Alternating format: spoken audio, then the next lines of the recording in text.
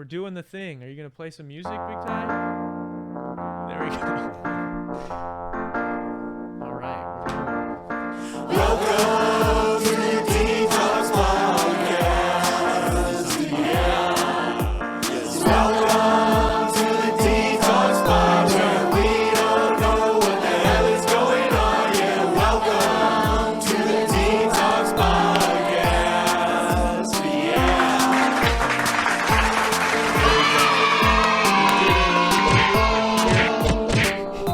We're here. We're doing it. I promised Big Ty that we'd start it off with a Nux so he could play with the sound effect. You ready, Big Ty, for that? You ready? Give me a Nux right there. That was late, but that's fine. People on Spotify, people listening had no idea it was late. We just fist bumped. But we're gonna get into today's episode here in a minute. I'm excited for you guys to be here with us on I think it's the 100th and 12th episode. I don't have it in front of me because we're usually live, so I usually have to set that up. But we're not live today. We're pre-recorded, which is exciting because we sort of had to work around this week's guest's schedule, and I'm super excited that we did so because I've been trying to make this happen for a minute. Now, before I can get into everything, I also want to say that Big Ty is behind today instead of McKenna. I know McKenna's usually back there, so you want to just say hello, Big Ty? Hello. I mean, you could probably want to talk into the microphone, so they okay, that's fine. They can hear it. But with all that out of the way, we'll get to the show. This is the dtalks podcast. Welcome back. If you're new, and if you're new, please consider subscribing if you like music, podcasts, or comedy, because we got a whole lot of that going on around here. Now, before I get into introducing you guys to my guest this week, got to talk to you guys a little bit about car insurance. These days, it seems as if we're able to do more and more from home. So while you're at home, why aren't you saving money on your car insurance? Your hometown agency, Kenosha Auto Insurance, has specialized for years in simple, hassle-free car insurance using the latest and touch-free technology to help you and your family get the best rates. So what are you waiting for? Give them a call today at 262-448-4141. That's 448-4141. The website is kenoshains.com. It's right here on the screen. It's linked down below. Give them a call. Tell them Rita dtalks sent you. The worst that could happen is you'll get the best rates. So with all that out of the way, I am pumped to introduce you guys to my guest this week. He's served time in the Air Force. He's an ex-college hooper. He's now working at Sports Performance Advantage, correct? That's the name? It's called Sports Advantage. Sports Advantage, and he's a performance coach. Performance coach. And he's also a good friend of mine. Let's give a wet dtalks welcome to TJ Patt. Give it. You want to give him some clap? No, we got the clap. I slaved away to get the clap sound effect in there. You can't even do it. Feeling the love. What's going on, man? How are you? Doing good. It's good to see you, man. We've been wanting, like I said, I've been wanting to do this for a while. I've been wanting to catch up with you. Last time we talked, neither one of us had a degree, and I think I hadn't even finished Dragon Ball Super. And I didn't mean to ask you about that. I have. I finished it. I bought the Broly movie. I watched it. Nice. Loved it. It was dope. It's very dope.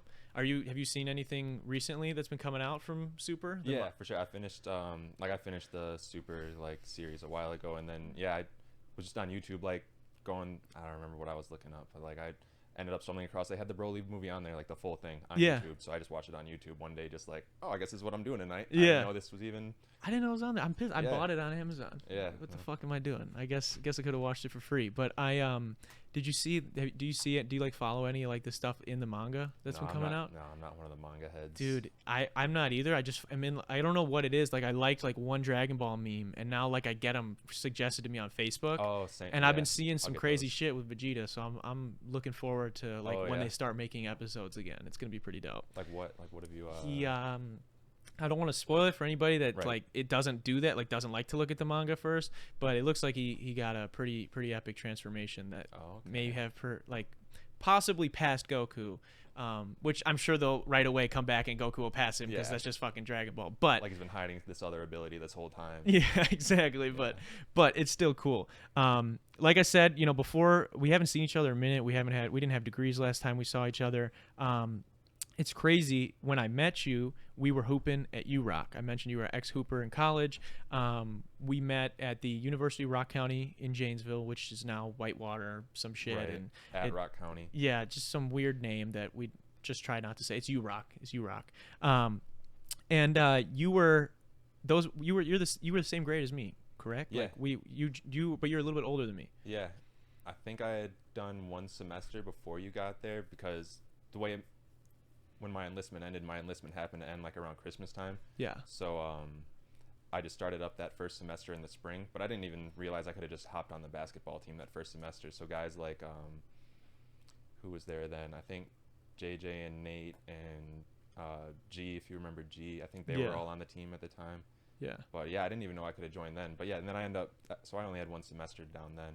And then, yeah, I think we both started up there like full-time students in that fall, like 2017? Yeah, 2017. It was the fall of 2017, I Yeah. think. So, and so you end up obviously. So what'd you end up graduating with? Because obviously now you're doing the sports Yeah. performance stuff with Advantage, or Sports Advantage. That's the name of Yeah, the place. yeah. So, and you're doing that. So, did you graduate with a degree in that field? Yeah, Then? so after UROC, like I got my arts and sciences from UROC, like the associates, and then I Yeah. transferred up to UW-Madison, and I got my degree in exercise science there.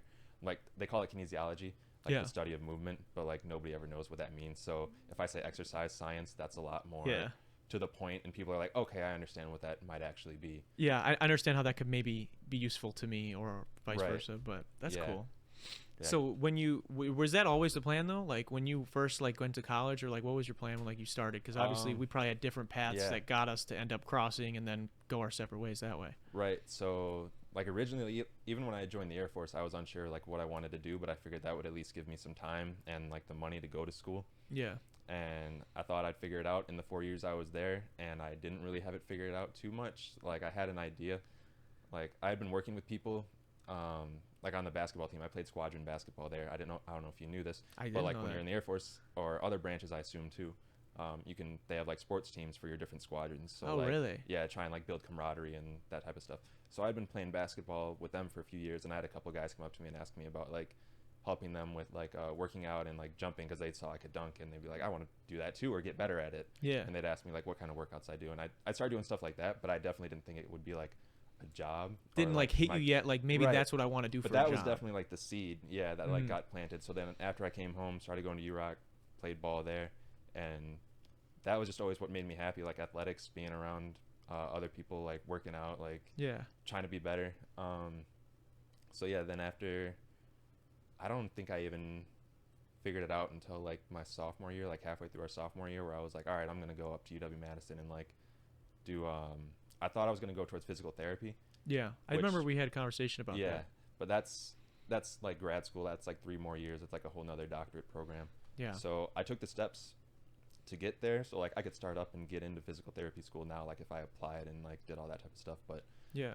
but what I ended up finding out, like I did an internship my senior year with Sports Advantage. Okay. I did an internship with them, and that was the first time I'd actually like legitimately like coached people like in like a professional setting, and like really was with like people like day after day, and like building relations with them, and like yeah, so I just realized how much I really like coaching, and I was like, I don't really want to keep going to school if I already found something that I enjoy doing. Yeah. And like, yeah, physical therapy probably pays a lot more, Yeah. but like if I enjoy what I'm doing, Doesn't matter. Right. yeah, like I'm comfortable, like it's That's not dope. a huge deal. And yeah. and you know, I don't know. I mean, I'm sure with I don't want to speak like blanket statement. Obviously, I don't know 100%. But like with what you're doing now versus what I know, a lot of physical therapists are dealing with either the elderly Right. or like like they get excited when they get like a high school college athlete that gets Right. hurt and has to come, because that's what I did physical therapy while we were playing at UROC, Mhm. and my physical therapist was like pumped every time I came in because he's like, we can Yeah. actually do this and this and this, and usually it's like it's just people that are older and they have a bad People who are hip or hurt. something. Yeah, like they're trying to regain some type of function or like mobility or work on their balance, or like Yeah.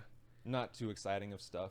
But Yeah. yeah, and then Important nonetheless, for but sure, not as you exciting. want to be able to get up out of bed, and you want to be able to bend over and tie your shoes and all Yeah, that I good want to stuff. lift a 20-pound box over your Yeah. head to be able to do something like that. Yeah, but so not that it's not important in that it's not like a good thing, necessary. yeah. But yeah. But yeah, just being in an athletic environment, I think, is a lot more fun and a lot more up my alley. Yeah. Being around, a lot of them are like high school and middle school age, like athletes developing. Like we have a couple younger college guys Mhm. and girls that are there too, but it's mostly geared towards like the high school age. Yeah. And It's cool. They just got a lot more this fun. giddy optimism where it's Yeah, like for sure. they want to make it big, and you get to be Yeah. the guy to help them do that, which is kind of cool. Yeah, and it's not gym class, like they're not coming, like it's not their gym class where they show up and like half the kids they don't want to play dodgeball that day, Yeah. And like as a gym teacher, you got to be like, come on guys, we're Yeah. like trying to rally them in. This is like a gym that they go to after school, like these are the people that want to get better. Yeah, which exactly. Is dope. These are the athletes who are putting in the extra work. Like they're paying to come here. They're paying for like our experience and our expertise to like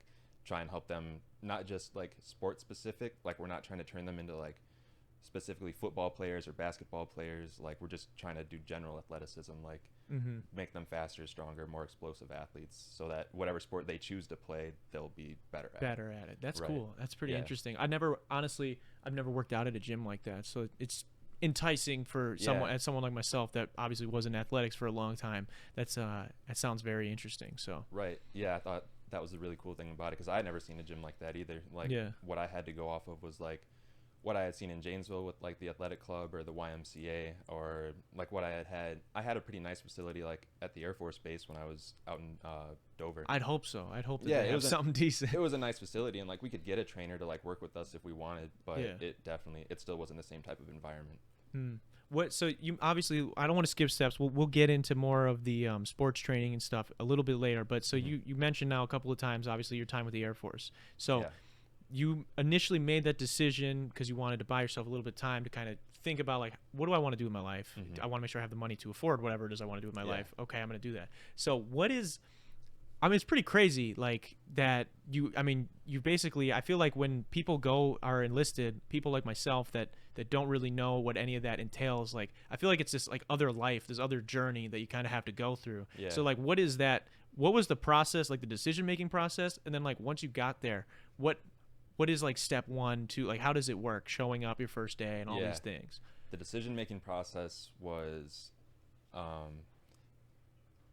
it was a little tough because like at first I'd gone to see a recruiter about like becoming like an officer, because there's two like separate routes you can take. There's the enlisted, which is like the one everybody thinks about, like you see the Uncle Sam posters like sign up today, or your country needs you, whatever. But anyway, you can go that route and like enlist, or you can become an officer, which is like you got to go to school first, get a degree, or like go to the Air Force Academy. So originally that's what I wanted to do, and like the officer route, but then I got told like, oh, you would have had to like do ROTC in high school or something, so I didn't end up going that route. JROTC. So I was like, guys. Right. Yeah. So I'm like, no disrespect. No disrespect, but a little bit. It's a little, sometimes they get JROTC guys get a little scary sometimes. Yeah. But I mean, I guess somewhat rightfully so. I don't know. Don't kill me for that. I'm sorry. I'm sorry. Okay. So you couldn't do it because you didn't have whatever prerequisites. Yeah. So then you decided to enlist. So I left that recruiter and didn't think much about it for a while, and then I got a phone call randomly one day from a recruiter from Watertown, not the Janesville recruiter, like a different recruiter. I guess I guess they probably share names or something. I don't know. I'm sure they have your data somewhere. Yeah, but he called me. He was like, hey, like it had been a couple months. Hey, so how's it going? I'm the recruiter from up here, blah, blah, blah. And he basically asked me like, so why not? Like, why aren't you enlisting? And I'm like, I really don't have a good reason. I was just kind of like bumming around Janesville, not doing too much else. Like I had a job like at the mall, and I was like, I just really don't know what I want to get started in yet. Like I don't have money for school, but I know I don't want to like get like a factory job or something like that. Not that there's anything wrong with that, just that's not what I wanted to do. Yeah. So I thought about it, and I was like, you know what? I'll pull the trigger. I'll do it. And like worst case scenario, like I die. I die. Guess, yeah. I guess. Worst case scenario. Yeah, but I didn't think that would be me. Like I was always told like if you're in the Air Force, like you're gonna have a wrench in your hand before you have a gun. Like they're not necessarily the fighting force exactly, but like I mean there's still danger. Like you can get sucked into a jet engine or something like that if you're working around. That could be bad. It happens. Landing mistakes or something like that. Still got its own dangers. Was it tough like telling your parent, like were your parents on board? Like how was that? That's funny that you asked. Letting your family know. Yeah, my grandma was really supportive like right off the bat. Like she thought it was cool that I went to go even see that first recruiter, and she was the one thinking like you should join the military. But what was funny about my mom is that when I was a kid, like she had saw like footage of like Afghanistan or Iraq, I don't remember what it was because I was a kid, but she had seen some type of footage on the news of like people dying, and she like I was probably 12 or 13, and she had like called me into a room and like made me promise her that I wouldn't enlist. Oh my God. Specifically when I was like, she fucking jinxed it, dude. Yeah, right, yeah.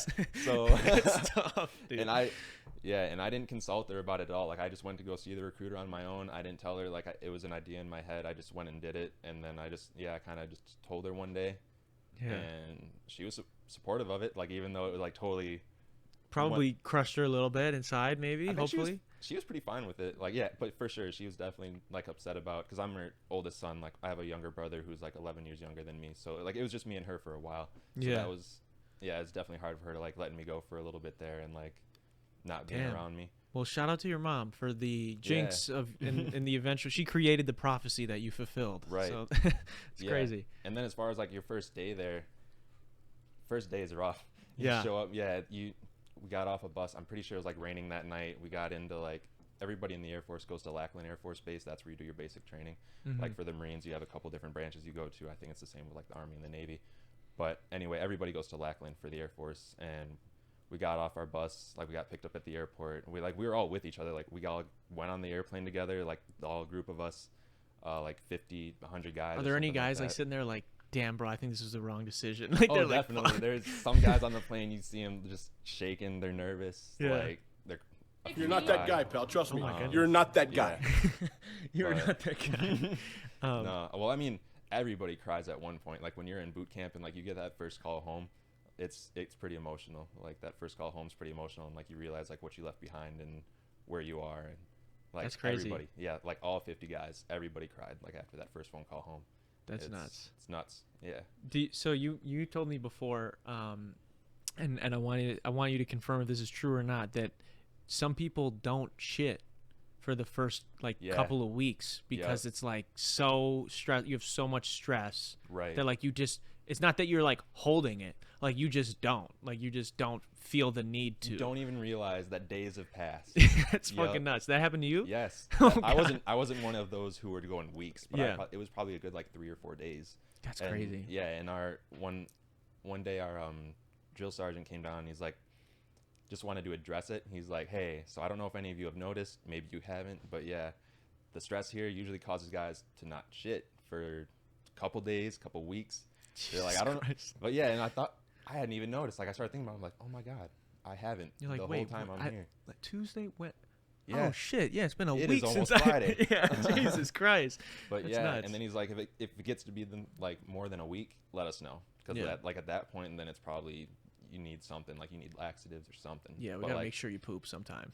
But yeah, for the most part, everybody like works it out eventually when like you kind of calm down and you Get acclimated a little yeah bit. you settle in, you know. That's crazy. So like, what's like the biggest shot? I'm sure they probably have a bunch of things in place to try and break you right away, so that they can, because they want to build you in their Yeah. image, right? So it's like, what is like, if I don't know if you're allowed to speak on those kind of things, but like, what's some of the shit that they have you do like right when you start? That's like, oh shit, I have to do Um, this right now. Yeah, there's a lot of like repetitive stuff where you're getting screamed at.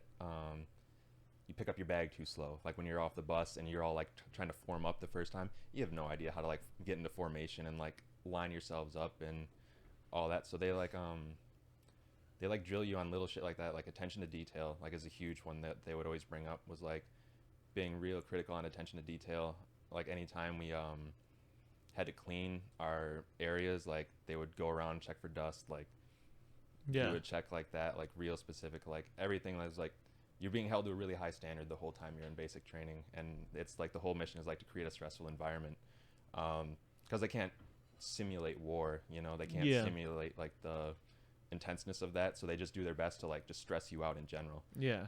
So there's a lot of screaming and yelling, telling you go faster, you're not moving fast enough, everybody else is doing this right, why aren't you doing this right? Yeah. So yeah, there's a lot of, they just put a lot of pressure on you to like perform and fold your clothes right, you know. Yeah. I've heard a lot of like making silly your bed stuff is like big, that. right? Making Yeah, your bed exactly. is It's big. huge. That's like the biggest thing. Like if you can't make your bed, That's how are you fucking gonna crazy. take care of an airplane? I don't. That's nuts. Were you Yeah. good at making your bed? Did you ever get chewed out for it? I was pretty solid at it. There's a trick to doing the corners. You have to, because you have to like, you can't just have your sheets like hanging off. You have to like tuck them in, Yeah. and they don't just tuck. Like you have to like make the specific corner. Yeah. Like it goes at like a 45-degree angle, and it can't be like floppy, and they can't Oh like my fit their God. hand in it. Like it has to be tight. Like And they come in and check that shit. Mhm. Oh my god. Yeah. yeah. That's Um, nuts. What's the trick to get it? Is it just like a certain way when you're I like don't- flipping it up? Yeah, or- it's just putting enough pressure on like one part of the sheet, like pulling it real tight and not like letting it go. It Hmm. it was nothing crazy. Like But once you got it down, you got it But- down. yeah, there were other guys who couldn't figure it out and would have to have other people make their beds for them because Jesus they Christ. sucked. And if they sucked, we suck. Yeah. Like, So so we got to like take care of everybody and make sure everybody's like squared away. Like if there's somebody who sucks at rolling up your t-shirts a certain way, Yeah. and there's somebody who's really good, like maybe you're good at balling up the socks. So like, hey, I'll do all the socks, you do all the t-shirts, and Yeah. that's how we would like Kind of divvy it function and up. stuff. Yeah. So did anybody ever get like kicked out? Like like have you ever seen anybody Yeah. like get the fuck out of here? Like you're done. Like I don't know how that would work. They were usually pretty low key about it, but yeah, they would call it getting recycled. Like if you fucked up enough, you would get recycled back in time so like say you had been there for like 6 or 7 weeks with your group, like your guys that you all came there with.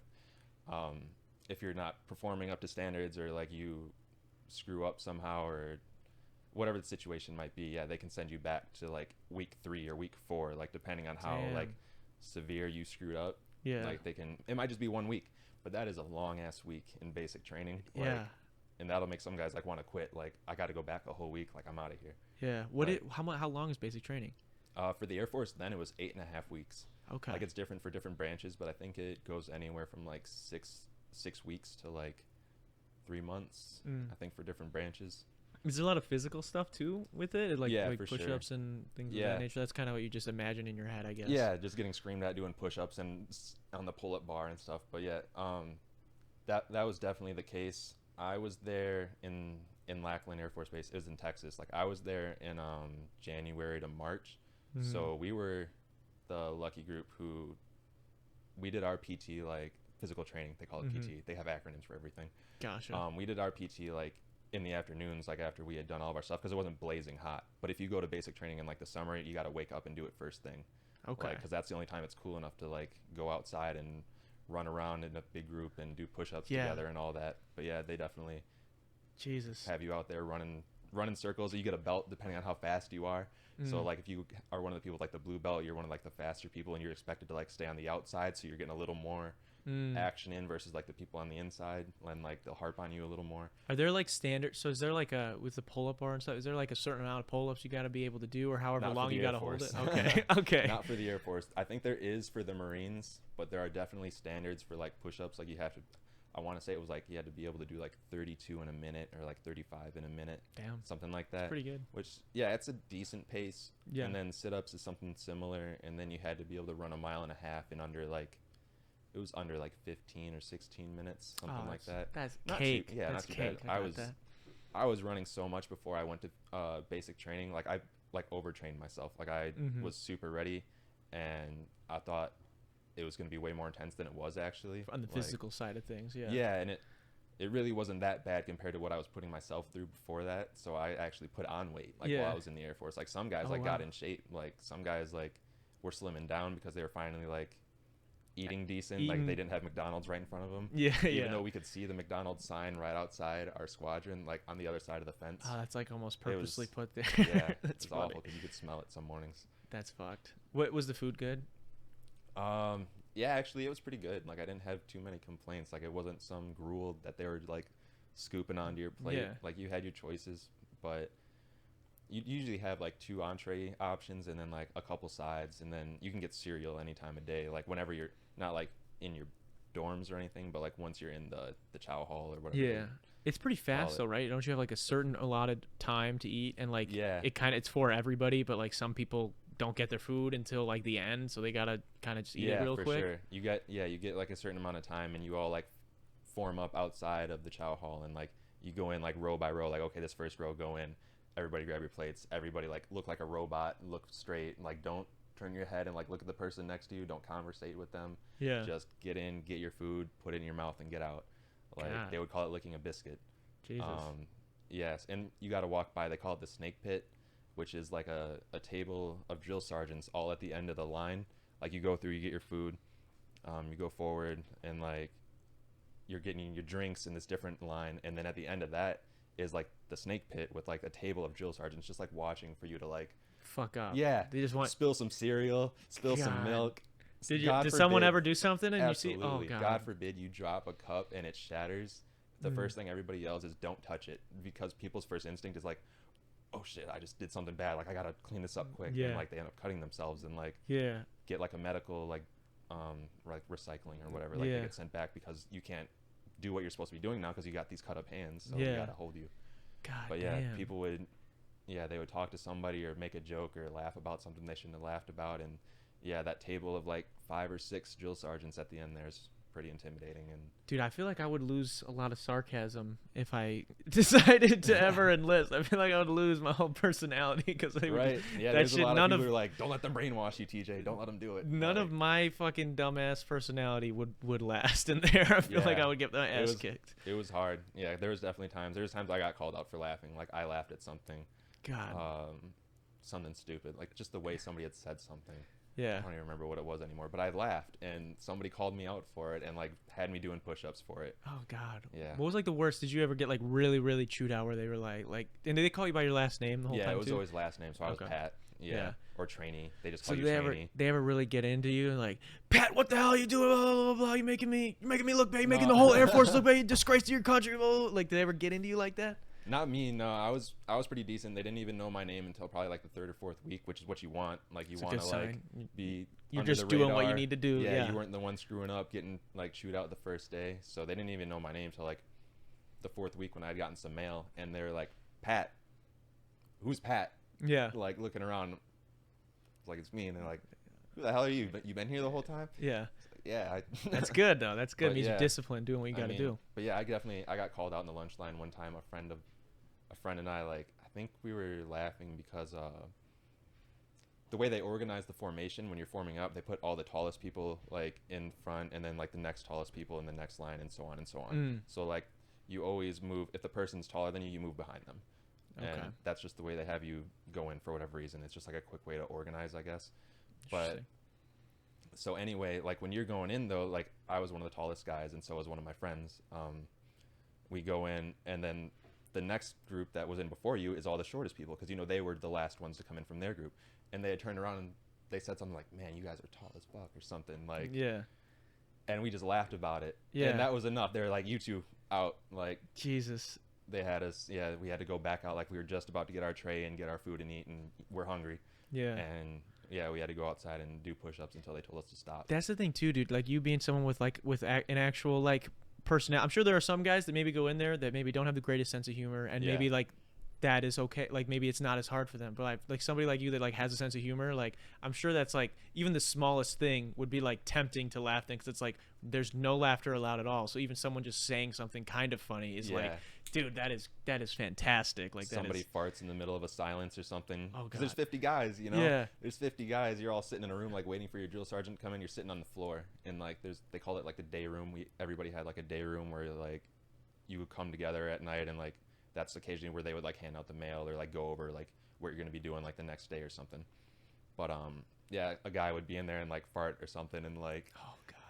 If you just farted, if no one laughed, would you get in trouble? Sometimes, yeah. They'd be like, the drill sergeant would sometimes be like, okay, everybody sniff. Like, everybody suck it back in. I don't want to smell it. And everybody in the flight has to be like, Oh, and if you're not doing it, like, he's going to call you out. And that's hilarious, dude.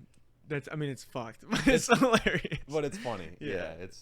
That's crazy. I mean, it's so bizarre. I bet like the smallest things are like amplified, like in I For guess sure. comedic sense, because it's like some dude probably even like the guy with like maybe the worst jokes in real life, but there he's fucking Dave Chappelle. Yeah. Like he's like dad jokes are like just fucking any inappropriateness. Like, yeah. That's crazy, hilarious. dude. I know. So is it like? Obviously, there's a lot more guys than women in the military. You know, especially probably I don't know about the Air Force, but are you when you're like actually into it? Are you on like the boat? Then are you on one of like the big ships and like you're working on planes, or where are you when you're like actually Some working? people, yeah. Okay. I think that's usually more of like a Navy and Marines thing. I think some people in the Air Force, I think, end up being stationed on boats. Okay. I mean, like I was never. A lot of times, like Air Force wise, they just have like it's like an airport generally. Like Yeah. you work at your base, like they just have like they call it the flight line. There's like a giant strip of pavement where all the airplanes are parked. Then there's like the runways behind it where they can like go through and take off and land and all that. But yeah, I was never one of those on a boat.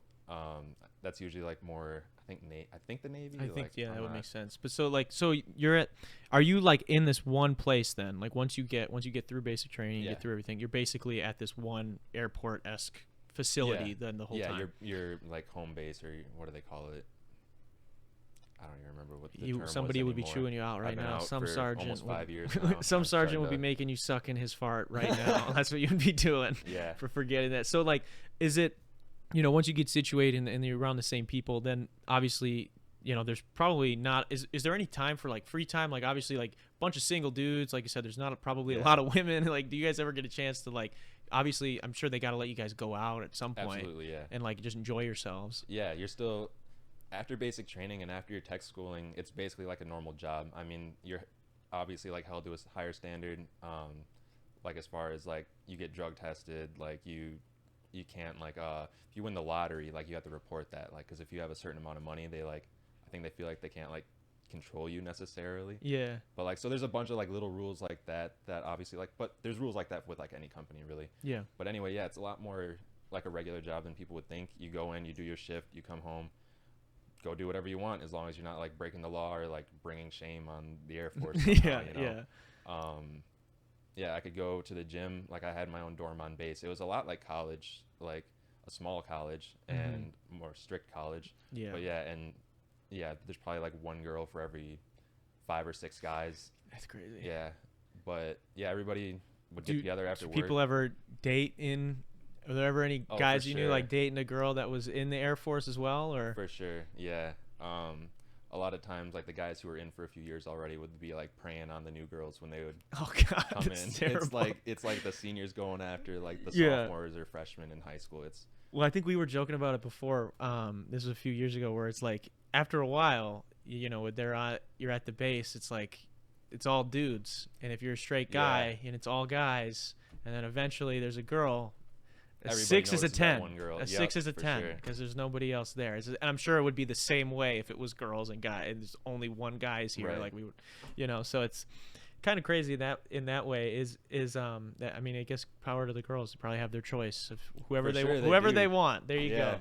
That's cool. But so like aside from that, like what are some like things that they do? I know you mentioned you got to like play sports and like teams. Is there anything else that they do to like kind of get you guys to relax a little bit and enjoy camaraderie kind of? They would have cookouts occasionally where like you try and get all the guys, like if there was a slow day or like a holiday or something, they would try and organize it so enough people could get off work and everybody show up to the cookout together and play games or whatever, have food. The squadron sports were a huge part of like team building and camaraderie. They had like flag football, they had softball, they had basketball. Any I wanna decent say there were hoopers? more. Yeah, there were some some- guys who were killers. Yeah. I'm like, why are you here? You should be maybe playing somewhere. Yeah, but That's for crazy. whatever reason, they were here. They Yeah. were there, and they were playing ball. Yeah, there were some decent guys. Specifically, our team was like actually pretty good. Our squadron, we had a couple guys. I remember Joe, Willie, Dennis. They were all like guys who could also dunk really well, like me. And I was like, wow, I didn't think we'd have like this many real athletic guys like on the same team. And yeah, we meshed well together. We played well together. That's dope. I think it's cool too that it's called a squadron. I think that's Yeah, just sounds squad. dope. It's like squad. It's like squad, Yeah. but like no, we're actually this is my squadron for real. Mhm. Like we're gonna fuck you up. Like that's dope. I like it. So like, you did 4 years, right? Yeah. So you do 4 years, and then like the agreement with the big guy with the government is that you get then 4 years of school. Correct? Right. That's how it works. Yeah. So, as you were kind of coming to the end of your time with them, like what is that like? The last like year, or the last like as the time's winding down, you're like, well, I'm gonna be done. Like I did it, kind of Yeah. thing. How was that experience? That was great. That last year was great. It was so relieving, like finally like being like seeing the light at the end of the tunnel. Yeah. Not that I was like in hell like the whole time I was there, but I mean like I miss my family, I miss my friends, like anybody does. How much do you get to see him too? I forgot to ask that during the time, like, because I know I have friends that even Los, who we hooped with, like I see him, he's back sometimes, and how does that work when you? You get like 30 days paid vacation every year. You can. Oh, okay. It's kind of a pain in the ass to get it approved sometimes because you got to get like 5 or 6 different people to sign off on it, and that can be its own challenge. Yeah. But yeah, you do get like 30 days of paid vacation where they're like encouraging you, like you need to take some of this, like you can't accumulate so much that now we have to like pay you for it, like you have to sell us back the vacation, and they like pay you like a certain amount, like a percentage of like what you would have made if you would have like actually worked that day. Interesting. It's something like that. So yeah, but yeah, you do get time. Like I would see my family probably like once a year or twice a year for like my first 2 or 3 years, and then I think I went like my whole like last year and a half without taking any vacation and coming home, so that I could come home even earlier. Like I would save up all my leave, so I had like 40 days of vacation saved up, and then I could just like come home and end my enlistment 40 days sooner. Just take all of it right at the tail end. So I think I would probably do something like that too, just kind of stock it up. Like knowing I had all that vacation time under my belt and that I was going to be coming home early. That's cool. Yeah, and then towards the end there, they have you like go into like a transition class. They call it TAPS. It's like transition assistance program, where they have like a professional guy come in and like help you make a resume, help you look at schools, like what would you be interested in, like try and get you thinking about what your next step is going to be, because not everybody has a plan for getting out. Some people are just like, I hate this, and getting out is my plan. Like I'll work at McDonald's. But yeah, they try and like set you up for success and give you some direction at the end there. And yeah, you go to that class. I want to say it was like a 2 or 3 week class, like towards the end there. That's kind of cool. I think that's pretty dope, like addition to have in there towards the end. Like, yeah, definitely. Just try and like acclimate you to like getting back into society, but not just, we don't just want you to like come back. We want you to like succeed and actually make something of the stuff you did here, which is dope. I think that's really cool. And so you decided you want to go to school. Yeah. Luckily, there's a school not far from your house, so you're able to go to college there. Was that your first choice, or were you ever thinking about maybe going somewhere else? That was my first choice. Yeah, I really didn't think about going anywhere else. I thought about, like, I fantasized the idea about using my GI Bill to like just move to like the LA or something and like start going to school there, because the way the GI Bill works is that like, yeah, you get your 4 years, like 4 free years of school, but then they also pay you for going to school. Like they give you like a housing allowance. So, and it's based off of where the zip code is for your school. Okay. So like living in Janesville versus living in Madison, like I got paid more when I lived in Madison and went to school in Madison. But anyway, like you could go to LA and they'd be paying you like $3,500 a month. Yeah, like, because that's what it is to fucking live there. Yeah, because that's how much you need to survive. Yeah. So like I thought about that. I'm like, oh, that would be pretty fun. Like I could just go do that. But then I'm like, who do I know in LA? Like I wouldn't even know. LA can be crazy too. I want to move out to LA, but it yeah, would be crazy. I mean, not LA specifically, but just like I just thought in general about like going to school at like one of these other places. But yeah, I really didn't even know where to start with that, and like what I would do, like as far as like getting my own place and just how it would go in general. And I'm like, I feel like I can just go to school at URock, live with my mom now that I'm back home, like actually be with my family now, because it had been like 4 years since I'd really like been around my family too much. Like my brother was about 13 around that time when I came home, so I'm like, this is a great time to actually be around for him now too, and like actually help him, because like before when I was home, he was so young, like we weren't really great friends. Like he was just my little brother. He was this little rascal running around the house touching my things. Yeah, exactly. And, yeah, so at that point I was like, yeah, I'd rather be home and be with my family and go to URock. And that's cool. That's really cool. I think that's admirable. I think it's interesting too, like, you know, it, because they're going to pay for regardless of what school.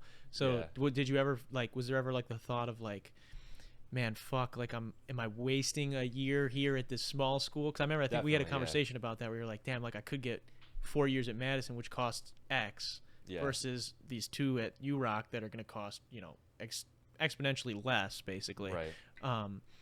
Did that ever like cross your mind? Definitely did. Yeah, but I think I ended up making the right decision, because URock, I think it was a better environment for those like general ed classes at the beginning. You, like up at Madison, they use those as like weed out classes. Like if you can't keep up, like they're like, you got to get out now.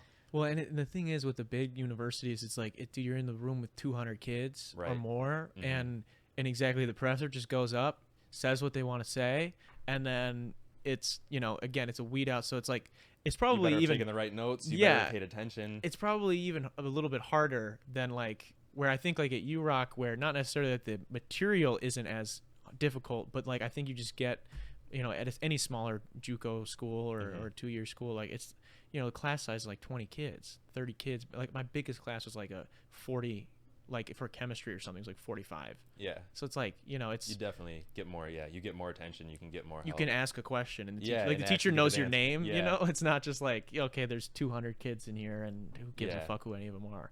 Which I think that's really cool, and I'm thankful for me that I went there, just because I got to meet people like yourself and all the other guys that I ended up running into. So I think it was same. It was a really dope experience. And you got to hoop. You got to play Yeah, college basketball. For sure. I never thought that was gonna happen. Like, Yeah. I wasn't a plan, and I came back and then realized that was an option, and I was like, oh, for sure. Like, what? Of course I'm gonna sign up. Like, I'll play. Yeah. And yeah, we had a lot of fun with it. So that ended up being a great time. So like how obviously you hooped during your time in the Air Force. You hooped in college a little bit. Like how big is like, especially with what you do now, how much like impact has basketball like had on your life, like in terms of like, I mean, right now you're training athletes, so like Yeah. would you say that like the sport itself has sort of like bled into like who you are? For sure. Yeah, it's definitely it's what I'm passionate about. Like athletics in general. Yeah, it gave me like a direction to go in, and like at first I just thought it was just a sport, just something I enjoyed playing, like a song you enjoy listening to or something. But then I realized there's like more to it. I like helping people, just like live up to their own potential too and get better at the sport. And as teammate, you know, I think that's the thing too, like it even getting to be your teammate specifically, or some of the other guys on the team, like it's, and other teams that you've been a part of, I'm sure, where it's like there's no, like even afterwards now, there's no like same thing. It's a weird, different sort of family where it's like, it's not like, obviously it's not the same as your like immediate family, but it's this whole different thing of like for if you're in men's sports, like a brotherhood of like, you have a shared goal, you know who kind of is the weirdo, like who does whatever, like everybody's got this role that they play and everybody brings some sort of value to the team, and it's this interesting sort of collective that you don't get like in any other environment, you know, or rarely you see, maybe with a good group of friends or something like that. So I think like that's like a big thing that was like really cool for me, like especially getting to play with people I cared about and became friends with, because when I moved to Janesville, like I didn't know anybody. Right. So like getting to like know all you guys and especially hoop with you guys at a high level. Like we played in a shit fucking league, but like we had some really good basketball players on our team, and there were a couple guys in the rest of the league that were solid, and but it was a experience that I definitely wouldn't trade. And I think that for me, it definitely, I know not playing as much has like been really hard. Like I've been trying to like find ways to get back to gyms because I don't live close enough to everything. So I even, was it like last week I drove out to see you 2 weeks ago? Yeah. Like I try and get out there because it's like that's where everybody hoops, and nobody hoops out here. So, but yeah, I think basketball in college in general it goes hand in hand. Did you play intramurals at all at Madison? Yeah, I played my first I think it was my second semester up there. I ended up playing on an intramural team. Like my first semester there, I was still getting to know people. And so I didn't even know how to sign up. Like I didn't even know like where to go, where to sign up. So after I'd been playing at the gyms, like my classes were at the gym. So I would just, after class, I would just go upstairs. Like I'd be taking pre-workout in like the middle of my class to like, one, to keep me awake. Yeah. And two, so like I could just go upstairs right after and just lace up and play ball. Yeah. But yeah, I got to know a lot of people that way. And eventually like a couple guys were like, hey, we got a team. Like, do you want to hop on our team? And so yeah, I hopped on with them. We had a good time. I still talk with some of them today. That's dope. Yeah. Is it competitive? I know there's different levels at like big universities like that. There's like the super competitive, like the somewhat, and then there's like the not competitive, like just for fun. And they did have like a club team, like a men's club team that would go and play like other college club teams. I tried out for that and got to like the second round, and then like for whatever reason didn't make it. Like I thought I was one of the best guys there for it. Like I dunked like in our like scrimmage games that we were having. Like I played pretty well, and like a lot of guys just assumed I was gonna make it. I assumed I was gonna make it. Yeah. But yeah, they only ended up taking like 2 guys out of like the. Damn, they must have had a full squad then already. Yeah, Jesus. They had a lot of like upperclassmen like still on the team, and like they weren't going anywhere. That's crazy. So, and I probably like didn't fit in like where they needed or something. Like maybe they didn't need another big athletic guy or something, because I really didn't even know the team. Yeah. But it's crazy. Yeah, they ended up taking like, they were like 2 point guards, like 2 smaller like point guard guys. Okay, I should have tried out that year. Damn it. I should have tried out. Yeah, and you could just go and hoop whenever you wanted. Like there was like from like 2 or 3 o'clock on to like 9, 10 o'clock. Like there's people there. Like there's at least one game going like in the field house, and then like probably most times, like especially like 5 to like 7, there's 4 games going on like in the shell. Jesus. Up at UW Madison. Yeah, all 4 courts were being used. Crazy, dude. And like it was the same at the other place. It's torn down now. They just made a new gym this last year. I saw them working on that last year. Yeah, my classes were at like, it was called the natatorium. That was like the other, like the older gym with all the classrooms in it and all that. But yeah, that's torn down now, and they just made like this big new one. Like I think it's called the Nicholson Center. I haven't gotten a chance to hoop in there yet because Corona. Yeah. Like, Yeah, that's fair. you could go and work out like the end of my senior year. You could go and work out there at the new gym, but you had to be wearing a mask. They weren't allowing like full court basketball games. You couldn't even go in and shoot. So I never even got to like go in and try and throw one down on one of those hoops.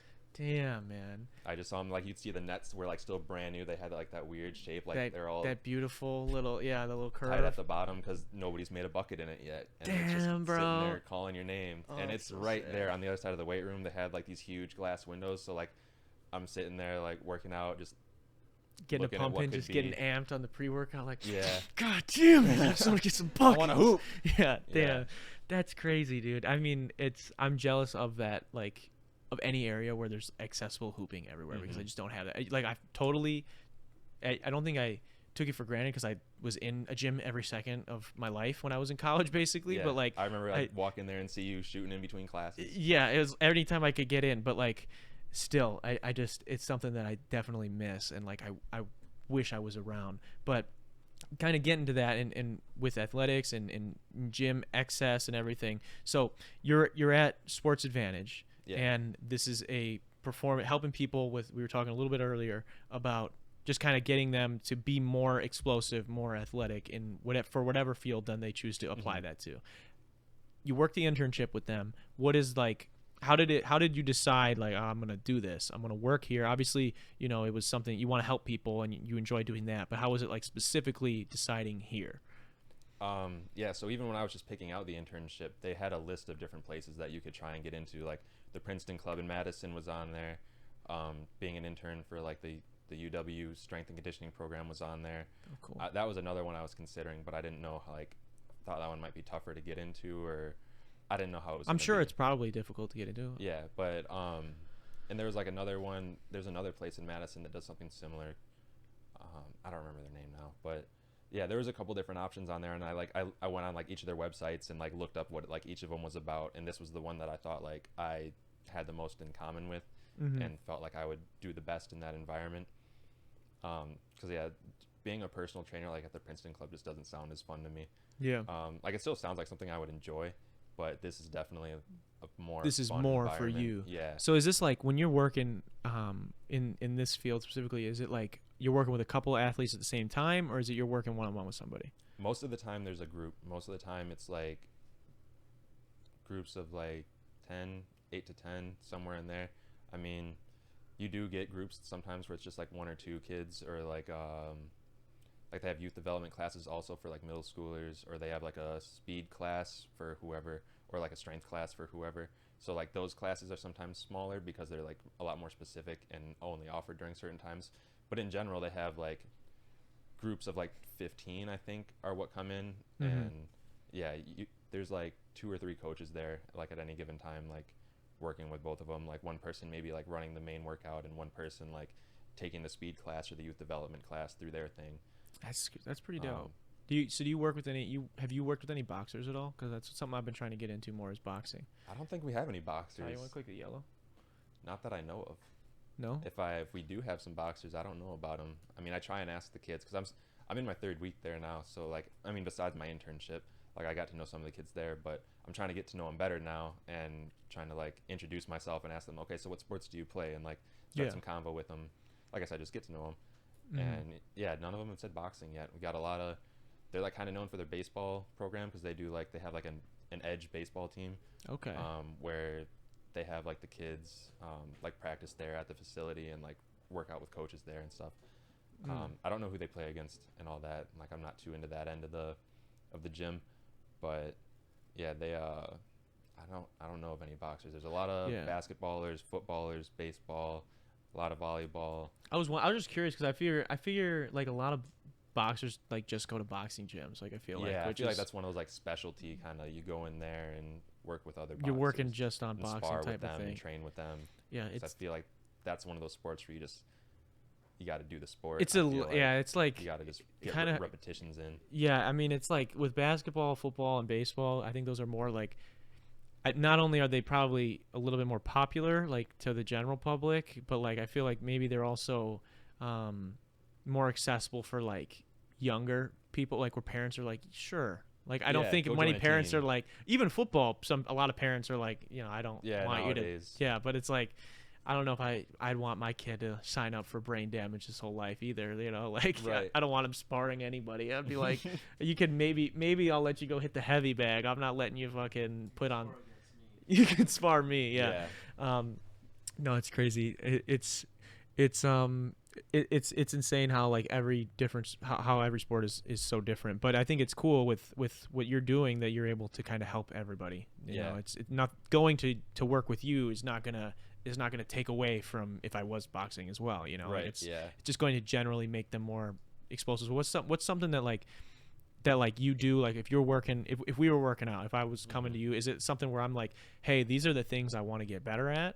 Or is it like there's different programs, like you were saying with the speed and whatever, that like I then choose to be a part of? Yeah, they have a lot of like programs that you would choose that are already like put together, but they are like, the speed programs are generally like pretty much the same, but then as far as like the strength programs, a lot of those are like actually more customized to the person, not like to make them specifically better at a sport, but just like their reps and sets and all that are tailored to like how new they are, or like the exercise selection they're doing at first is like tailored to like how advanced. Yeah, because like not everybody can go in there and squat with a bar on their back right away. Makes Sometimes sense. you got to go in and like start with your body weight, go down to a box, show that you don't have knees that like bend inwards and outwards, and you have a stable core that can like you can support yourself. And then like from there they'll like progress you to like a goblet squat, so you're holding like a dumbbell or a kettlebell in front of yourself.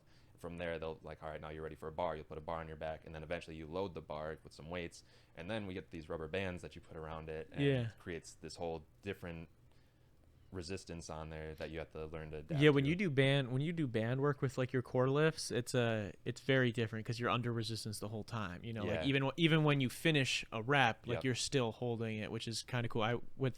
We had a specific like strength and conditioning coach in my high school that would have us do like specific band workouts, which were crazy because I'd never done that before. So I was like, oh shit, what's going fun. on? Yeah, they look cool while you're doing them. They like, do, yeah. They'll do things like put chains on there too, because chains are real similar. Like where it gets harder, like say you're bench pressing, like the further you get the bar off your chest, like the more chain links are picking up off the ground, the bar is slowly getting heavier and heavier as you get it up. Yeah. And then same on the way back down, more links are piling up on the floor. It's taking resistance off, and it's getting easier as you bring it down. What are like, if even possible to like describe something specifically like that, but like, so something like that with the chains, whatever, if you're doing bench press and every time you're going up an inch and another link is coming up and now it's getting slightly heavier. What is like the benefit of doing something like that over doing just a regular bench press? Because obviously like you're not wanting to get rid of bench press, but like when you're switching things up with these, like what are these? Are they just shocking your body, or what is it doing? It's putting a different type of stress on the muscles. Like so your muscles will get used to like going at that same speed and like that same resistance, and you're throwing like a different resistance pattern at it. So like with the bands, like I said, it makes it harder the further you get away from you. So it's just putting a different type of stress on your muscles that they're not used to. Yeah, it's shocking them basically, because your muscles will adapt to your workout style. If you're always doing that. And then we don't always have them do the bands either. Like we'll have them like take the bands off so their muscles aren't just getting used to the bands. Yeah. And like that's why people will do things like close grip versus wide grip bench press. It's just it's the same movement, but you're like you're putting a variation on it. You're shocking your muscles a little. It's doing something they're not used to. Yeah. That's Imagine with the resistance bands, you like your hands slip. And then you just like you fucking kill yourself. Yeah, that's one of my biggest in. fears. Like one of the bands is gonna snap while I'm doing like some face pulls, like at my face or something. It's gonna snap and just. God, dude. Or like another one, and like we don't want to see this happen to one of the kids, but like if they're squatting and like a band like snaps on them, that's why we try and like always use our best like freshest bands for that. Yeah. Not like one of the old beat up bands that has like a little cut in it, because you don't want to see that snap in the middle of them working out, and Jesus Christ, they end up like getting super imbalanced and somebody's gonna die. There's gonna be a lawsuit. That hasn't happened, right? That would be nuts. I mean, I have seen them snap when they're just doing like body weights, or not body weight stuff, just like regular exercise. Like we'll have them do like these pull aparts to like warm up their chest and their scapula. But like I've seen them like snap during that. Like, but those are the beat up bands. Those are the ones we're giving them that like we're expecting these to snap any minute now, but we're trying to get like all the use out of them we can. We're not just gonna throw them away early. Yeah, it makes sense. Unless like it's an obvious like, okay, this one's about to go. We're not gonna roll the dice and wait and see who it snaps. Fuck to. somebody's shoulder. Well, you know what? We have a physical therapy program right across the street. You can go right. check out after you Yeah. just fuck your collarbone. Like, no. What is like? So like now that you have the schooling now, you've been helping kids now for a few weeks, and like, what? I'm sure you probably deal with this, or maybe when you work out yourself, you know, bump into somebody at the gym and they're giving you whatever terrible advice. What's like some terrible fitness advice that like you hear repeated by people, like, because there's a lot of fucking bad information about working out, and some of it's somewhat dangerous, I think, to especially kids that are wanting to start lifting, and maybe other people that have been experienced for a while.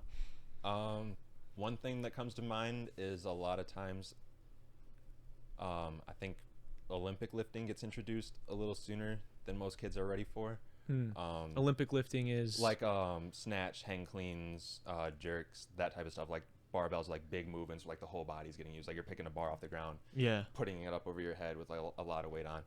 A lot of times, like at our high school, that it got introduced to us when we were freshmen, and like none of us had any idea how to do it, and that's a good way to get hurt, because those are highly skilled movements that you want to do correctly, or you could really screw up your shoulder or your hip or whatever. Like especially you're holding a bar above yourself like this, like that's a lot of pressure on your shoulder if you don't put the right amount of weight on, because a lot of times those high school coaches weren't super like attentive, like making sure everybody's doing it right, everybody's like working got an on appropriate 40 resistance. kids, you know. And how could they like, exactly. That's why having a strength and conditioning program is important. cool. Exactly. Yeah, because then you do have somebody to be there and watch the kids. But yeah, a lot of times Olympic lifting gets overutilized, I think. Like a lot of times with those kids, they could get the same benefit from just doing like squats, deadlifts, and bench. You can load those up a lot more, you can use a lot more weight on those, and they're a lot safer, and more kids feel more comfortable doing those. And you can get more work in that way. Like I said, you can load up more weight on it. You don't have to rest as long, like, because they're not as taxing, like as doing a whole, like picking the bar up off your head or off the ground and putting it over your head. Like a you snatch can or recover whatever. faster, you can get more reps in, do more work that way. So yeah, that's one thing I think.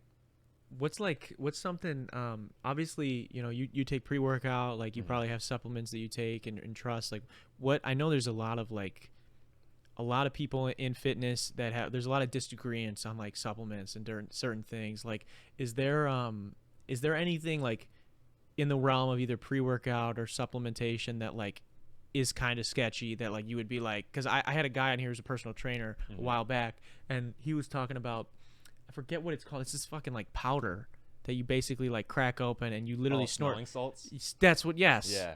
He said that was like, I always ask people like before we had him, like, you got anything else to say to the people? And he's like, don't do fucking smelling salt. And I was like, wait, what the fuck is that? And then he broke it down. It sounds terrible. Is there anything really either that or similar that is like, you know, you see kids, maybe they ask you about, or you know that they're considering doing that, you're like, you know, hold off on that, or you don't need it at all? No, I don't have too much to say about that. Like, I honestly don't even know how smelling salts work. I've never used them. I've never known anybody. Terrifying. Sounds terrible. Yeah. You go back and I don't know which episode the number is, but it's with Time Okay. He brings it up in like the last 10 minutes. Don't do it. It's fucking scary. Yeah, Pro athletes use it like. Can't hear you, bro. I can't hear you, bro. Well, I know like a lot of the pro athletes, like Aaron Rodgers, quarterbacks and stuff like that, they do it like before a game sometimes to be more like extra attentive on like more precise within what they're doing, because they're like more alert. So it's like a pre-workout basically. Yeah, I think it like wakes you up and like just gets you jacked up, ready to go, like ready to run it's through like, the wall. It's just like legal cocaine. Pretty It's just something like yeah. that. That's what I hear anyway. Like I've never, like I said, I've never used it. I don't know anybody use it. Like I just use like a pre-workout, like just caffeine and like beta alanine. Do you use like a protein shake at all, or BCAAs or anything like that? Yeah, I just use like a normal, just like a whey protein. Like I don't get anything like too fancy or like mass gainer. And I'll use creatine. Like I've been using creatine for close to a year straight, like consistently finally, because like it's something you got to take like every day, and that can get hard, like keeping consistent with that. But I finally like have been good about being consistent about it for like almost a whole year now. Yeah, creatine's interesting too. I know like there's a lot of people that are really like against creatine supplementation. My health teacher in high school was, but I Yeah. took it for a little bit, like, because I know like you can like cycle it or whatever, and so that's what I Right, did for a yeah. little bit in college because I wanted to gain a little weight. Mhm. And it basically, I mean, creatine, all it's doing is helping you retain like water weight, right? And then that in It's part of turn it. will help you build more muscle because you're carrying more weight, right? So Yeah. then you're gonna basically The other part is so your body has like 3 ways to generate energy. There's the creatine phosphorylation. That's like the first way, like quick explosive movements, like the first like 10 seconds you're sprinting or something like that. That's how your body makes energy, like ATP. So that, and then after that there's like glycolysis, which is like breaking down. That's like you're oxidizing sugars or something like that. It's been a Okay. while since I had this class. yeah. But anyway, like, and then after that, there's like aerobic oxidation, where like that's the energy your body's using, like when you're doing like long distance runs, like you're.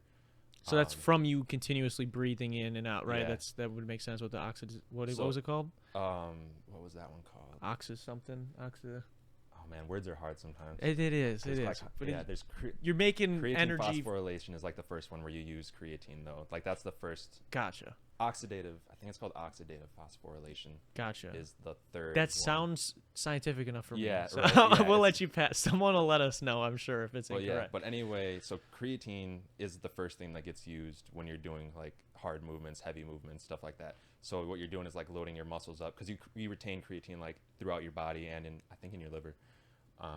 Because that's what I heard. It's be careful because like Yeah. some people will get they some don't like like drink kidney enough stuff. water with it or something like that. Like Yeah. they're just putting all this like extra, like what's the word I'm looking for? Just like this extra. I mean, it's just extra shit. In Yeah, your you're just fucking putting all this liver. extra stuff in there, and like if you don't drink enough water with it, yeah, It's not gonna help you. It's I gonna don't hurt think you so. potentially. I know Yeah. somebody. There was I forgot what study. Because that's what like I was like.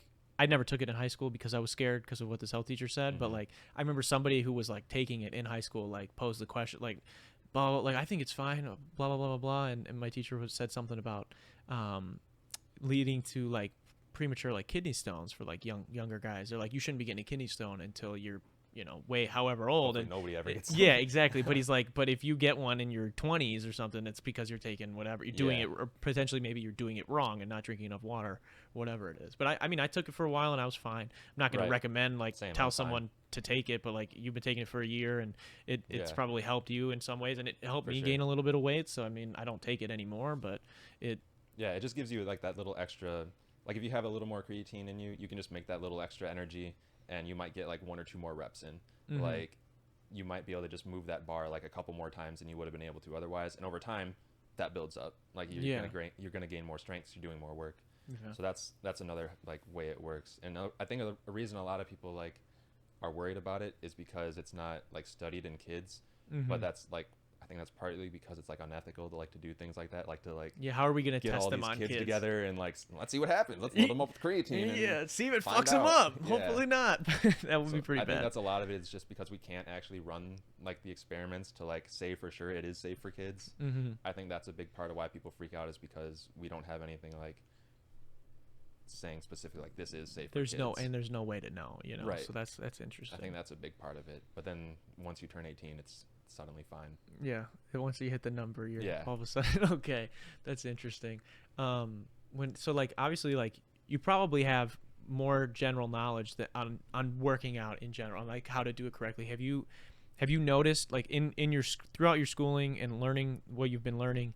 Was there ever a moment where you're like, oh shit, like maybe I was like potentially doing an exercise incorrectly, or Yeah. like I was putting myself at risk to potentially get hurt in Mhm. this way, and what was maybe something for you? Because I'm sure it's different for everybody. Definitely. Yeah. So Logan was right. About what? Logan Bradley stretching.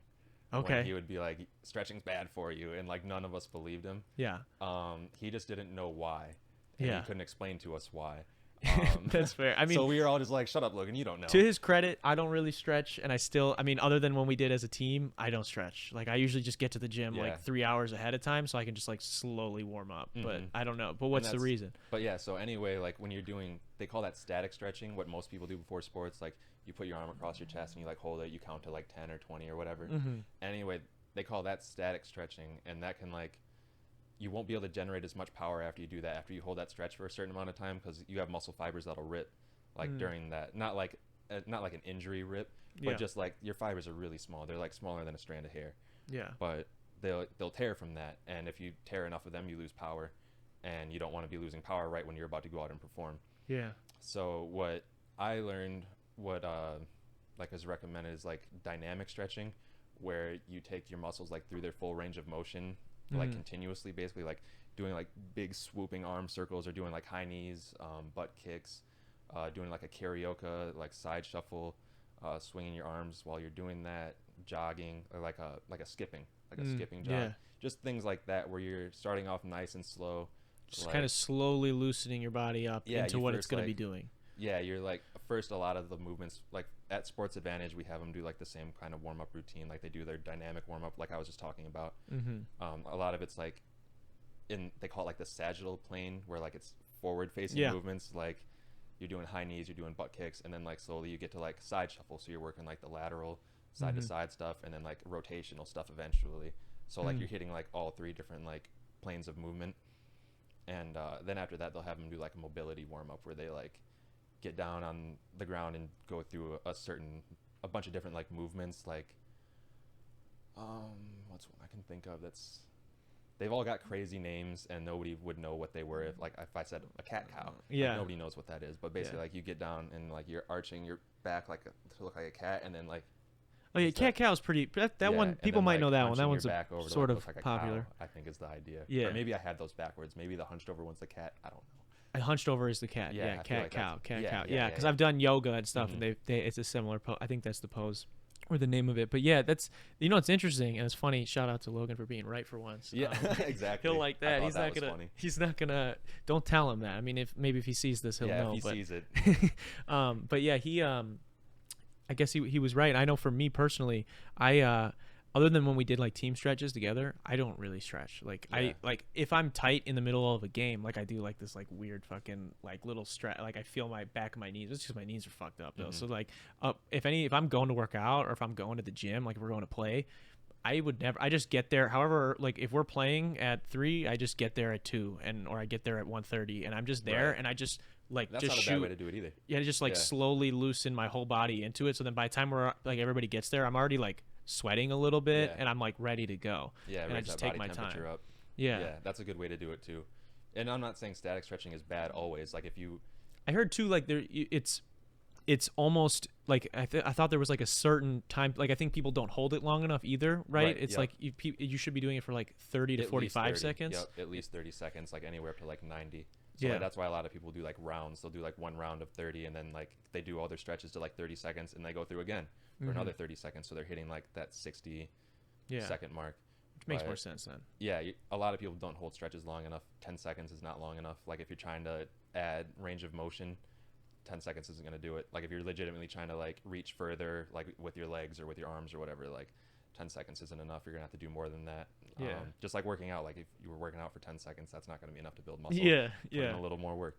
Yeah, that makes Um, sense. What's like, working with you, obviously you're still pretty new into working on everything, but you've been learning about this for a while now. So what is like something that like when someone like maybe comes to you guys' program or whatever, like what's like one of the first like things you can tell like that you kind of correct for somebody, like especially the younger kids, I'm sure, like when they're doing their core lifts or maybe even in their cardio or whatever stretching, like what is something that like right away is like, okay, let's tweak this, like let's help you get it. What's something you see a lot that people maybe are doing incorrectly?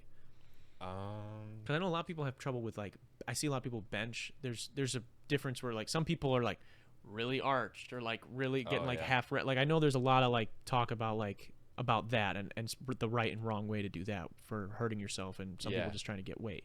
One thing that pops into mind is having them get wider on their squats. A lot of people end up squatting with their feet really narrow, and that doesn't help build up like your glute muscles as much, which are important for like stability.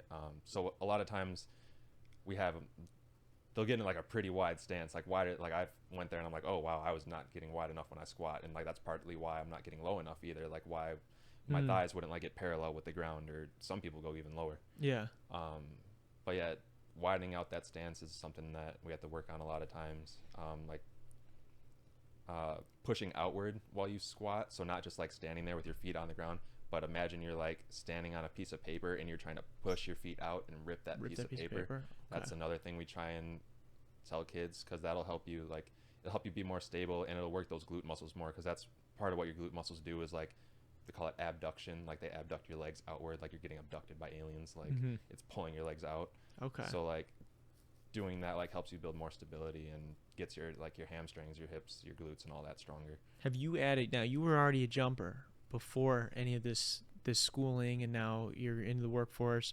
Has learning all of this and this kind of journey of becoming someone who helps other people, have you gained some vert on this? Have you gained a little bit? Because you were already jumping pretty high, but like I just was curious if you were able to. I don't think so. I think I've stayed pretty consistent where I was at. Do you know how high your vertical is? Have you ever like measured it? Yeah, I do it at work all the time now. Because we have a little like vert. I think it's called like a, what's it called? You got like the thing from the combine that you come up and slap? No, we use those in school. The one that we used in our class actually didn't go high enough. Like I had to like raise it up. That's yeah, nuts. That's hilarious. Funny. Yeah, I thought like I figured we would have had like a one that we use for the basketball team or something. Yeah, I'm like, why is this a smaller? But yeah, anyway, we'll have like we have a force mat where you stand on it and you jump up and you land, and it calculates, like it already knows like the force of gravity on you, and then it calculates like how long you were in the air, and based on those two it can tell you like how high you went, because it knows how like long you were off the ground for. As long as you're not like bending your legs crazy or doing something to like manipulate the amount of time you were in the air. Yeah. So yeah, you can go in and like do that, and just standing, like the best I've had so far was like a 32 point something, like just pretty a standing solid vertical. Yeah, just pop up.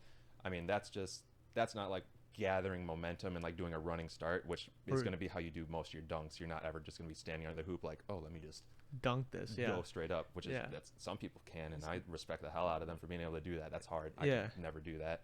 I need a running start. I need at least one step, like a drop step, and then I feel like even doing a drop step and like twist, like when you twist into a jump, like you can get, that's something that Logan showed me that like helped me get up a lot higher. Throw that ball up too, and like use the force of the ball too to like give you that little boost. But yeah, I feel like I haven't tried. I think I got like a 37 or 38 like on a running start.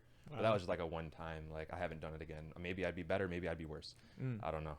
Gotcha. But yeah, I'll just try like the standing vertical, and the kids will like see me there, and I'll like do a demonstration, like, okay, we're gonna do this side jump back and then a max jump, and I'll like do the demonstration. They see like how high I can jump, and some of the kids will ask like, they'll ask me like, how high can you jump? I'm like, pretty high. And they're like, can we see it? And then like one of the other days we were doing like a hurdle drill, and the kids were like jumping over the hurdles, and one of them asked me, they're like, how high can you jump? And I'm like, I could probably get this hurdle, like the whole thing. It's a pretty tall hurdle. It like came up to my shoulder, and I'm like 6'2", so like it's like that's 5 feet at least. That's pretty nuts. That's pretty high.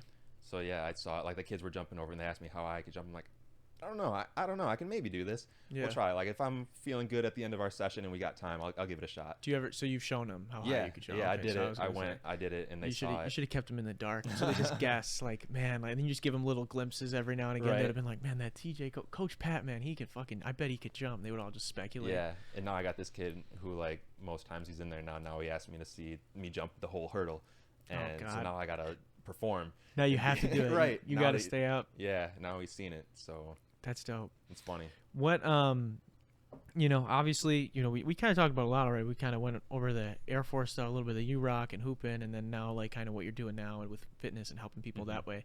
What aside from that, you know, this is you're a friend of mine. We're kind of just catching up. I haven't seen you in a while. What else has been going on in your life? Obviously, are you back home now, or are you living? Yeah, I'm living in Janesville. Okay, cool. Yeah. So after the pandemic started, all the online classes up at UW. I mean, all the classes at UW went online. My sister goes to UW. So that's what. Yeah, everything had been in person. Like my the start of my junior year up there, and then spring break during my junior year. That's when the pandemic like roughly happened, and like I came home for spring break, and then that happened, and I learned all the classes were going online. Like I got an email like everything's going online, blah blah blah.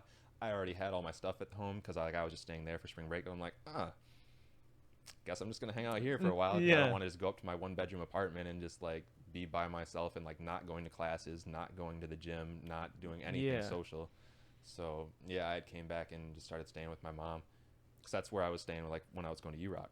And but then a couple months go by, like the start of my senior year in the fall, and my grandma was gonna have a hip surgery, or no, was it? Yeah, it was hip surgery. Okay. She's gonna have hip surgery, and she needed somebody to stay home and like watch her dog while she was like in the care facility, like the rehab place, for like a week or two. So I went and I was taking care of her dog for her, and like that was really just supposed to be it. And then I realized, I'm like, oh, she's probably gonna need some help when she gets back too. Like, just because she's like good to get out of this rehab place doesn't mean like she's gonna be able to come back. Great, yeah, right off the bat, right? So I'm like, I'll stick around for a few more weeks and like help her out. And then the more I thought about it, the more I'm like, I really like being down here. I grew up down there. Like, she could really use my help. And it's, again, like, she doesn't make me pay rent. So I could still like save the money that I'm making from my job, and I can help her out at the same time. And I feel like my mom and stepdad and Zion are perfectly capable of like running their own household and like mowing their own lawn and doing all that stuff. But as far as my grandma, like, I'm not trying to have her mow her own lawn and take her big ass recycling bins out once a week, So so I ended up staying with her, and that's been going pretty good. Like I was just staying in like one of the old bedrooms, like but then I ended up like clearing out the basement and made it my own space, because the basement got redone in like 2011 or 2012. Like, I don't remember what year, maybe it was earlier. There was like a flood in Janesville, and she had gotten some money to like redo it because she had insurance. So the basement's like the newest, nicest part of the house. And I'm like, all right, well, obviously you're not coming down here all the time, Graham. I'll set up down here and make this my own little space. So yeah, now I got my own little space down there, and it's going good. And well, it's dope that you decided to stay with her too. I think that's really nice of you, and worked out for both of you guys. So I think that's cool. Yeah, and now I'm just kind of like, the longer I stay there and commute to work, the more money I have to just save up and get my own place. Yeah. Because I kind of want to try and skip the renting phase. Like, as much as it's tempting to try and rent a place up in Madison, like I just want to like buy my own place soon. Like I don't really want to pay a landlord a bunch of money where I could just be putting that into a mortgage, Yeah. So I'm trying to, like, I've got some cash saved up, but I'm just trying to get like as much as I can for as long as I can, and just like tolerate the drive. I think that's the best way to do it. Because it's only like, it's like a 45-minute or 55-minute drive, like depending on which gym I'm going to for work. But yeah, it's really not bad, because while I'm there, I don't even think about the drive. Like, it's not even a thought. And who knows? Maybe they're gonna expand sometime and get closer to I'm around Janesville. They work their way down to Rock County. They've got a whole lot of spots in Dane County and like up around the Dells, like Wanakee, Beaver Dam, Verona. Is the company like more so just Wisconsin based, or is it? Yeah. Okay, cool. Yeah. The guy, the owner, Brian Bott, he was a strength coach at UW-Madison.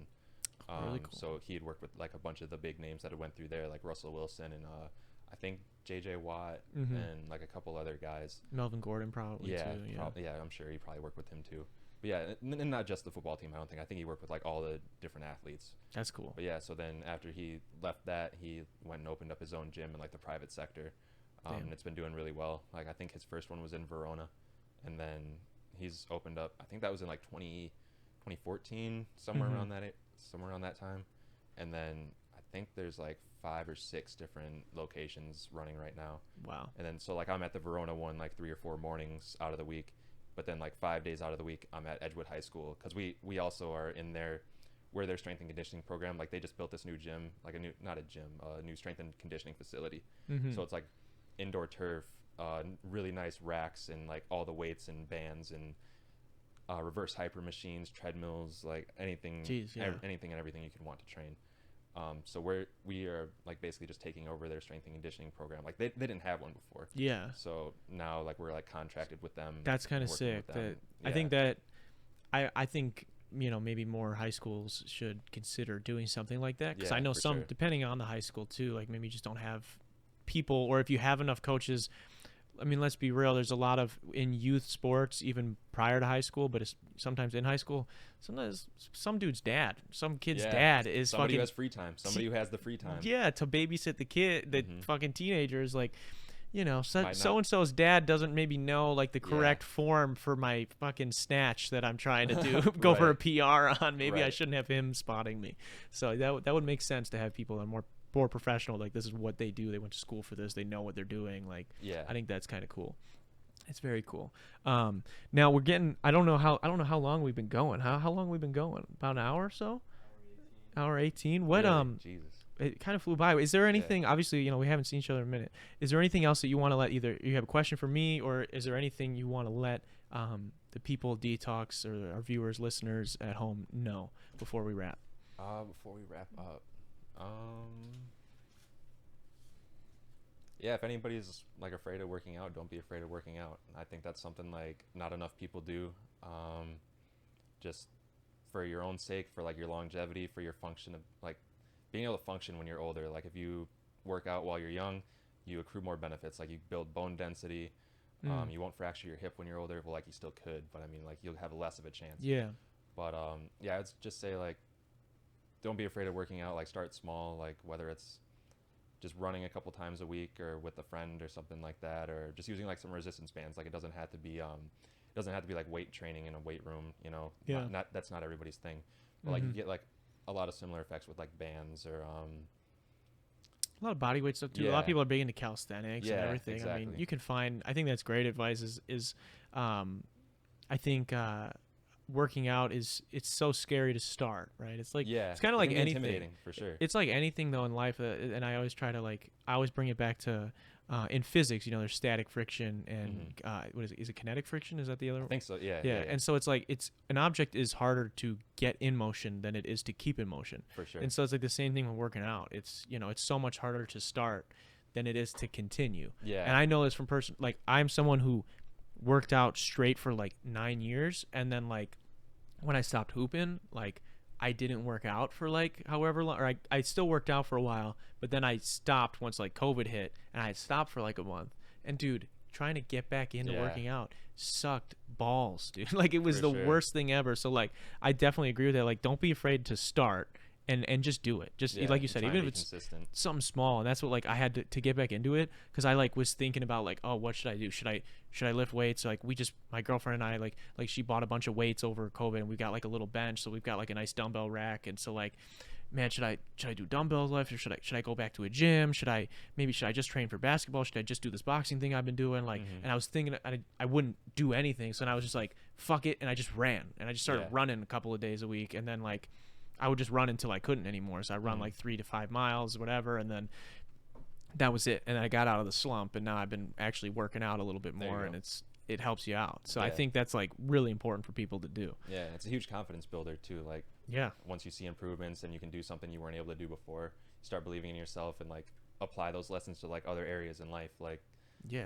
just feel better too, though. That's the thing, though. You just like in general, and it's something that was so hard for me, and it's still, I'm not saying it's like easy. I'm not like back to where I'd like to be yet, but it's like when you're like actually like seriously working hard, like I feel like you just have so much more energy throughout the day, which is like, and I didn't realize that because I had been doing it for 9 years, so it was just like my normal. But then when I stopped, I was like, I just felt tired. Like I just felt tired every day. Sluggish, and it's just like so much harder to get going again. And so I think, that's good advice. Yeah, everybody should.